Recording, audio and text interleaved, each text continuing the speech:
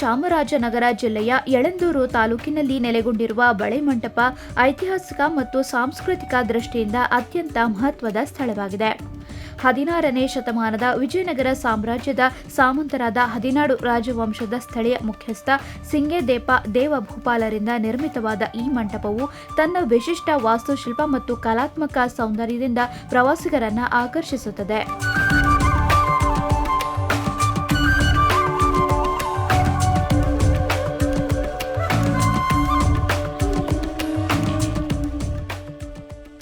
ಮೂಲತಃ ದ್ವಾರ ಮಂಟಪ ಎಂದು ಕರೆಯಲಾಗುತ್ತಿದ್ದ ಈ ತೆರೆದ ಮಂಟಪವು ದೇವಾಲಯದ ಪ್ರವೇಶದ್ವಾರದ ಬಳಿಯಿದ್ದು ಬೆಳಕು ಮತ್ತು ಗಾಳಿಯಾಡಲು ಒದಗಿಸುವ ರೀತಿಯಲ್ಲಿ ವಿನ್ಯಾಸಗೊಳಿಸಲಾಗಿದೆ.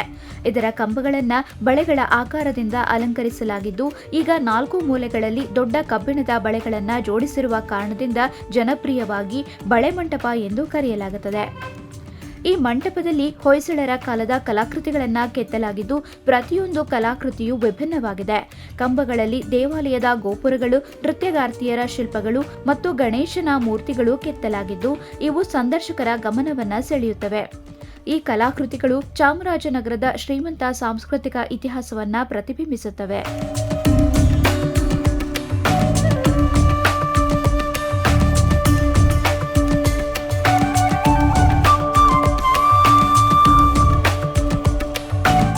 ಬಳೆ ಮಂಟಪವು ಕೇವಲ ಧಾರ್ಮಿಕ ಸ್ಥಳವಾಗದೆ ಇತಿಹಾಸ ಮತ್ತು ಕಲೆಯನ್ನ ಆಸಕ್ತಿಯಿಂದ ತಿಳಿದುಕೊಳ್ಳಲು ಬಯಸುವ ಪ್ರವಾಸಿಗರಿಗೆ ಒಂದು ಪ್ರಮುಖ ತಾಣವಾಗಿದೆ.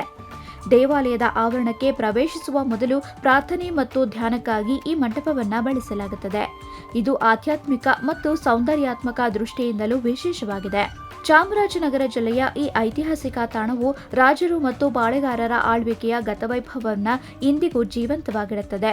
ಇತಿಹಾಸ ಮತ್ತು ಸಂಸ್ಕೃತಿಯಲ್ಲಿ ಆಸಕ್ತಿ ಇರುವವರಿಗೆ ಬಳೆ ಮಂಟಪವು ಖಂಡಿತವಾಗಿಯೂ ಭೇಟಿ ನೀಡಬೇಕಾದ ಸ್ಥಳವಾಗಿದೆ. ದ್ವಾರ ಮಂಟಪ ಅಂತ ಇದರ ಹೆಸರು ಕರೆಕ್ಟಾಗಿ ದ್ವಾರ ಮಂಟಪ ಅಂತ. ಇತ್ತೀಚೆಗೆ 10-15 ವರ್ಷಗಳಿಂದ ಬಳೆ ಮಂಟಪ ಅಂತ ಹೇಳ್ತಾರೆ. ಬಳೆ ಮಂಟಪ ಅಂತ ಯಾಕೆ ಹೇಳ್ತಾರೆ ಅಂದರೆ, ಒಂದೇ ಕಲ್ಲಲ್ಲಿ ಬ್ಲ್ಯಾಕ್ ಕಲ್ಲಲ್ಲಿ ರಿಂಗ್ ಆಗಿದೆ, 5 ಕಲ್ಲಲ್ಲಿ ಕೆತ್ತನೆ ಮಾಡಿದ್ದಾರೆ, 5 ಕಡೆನೂ ಇದೆ ರಿಂಗುಗಳು.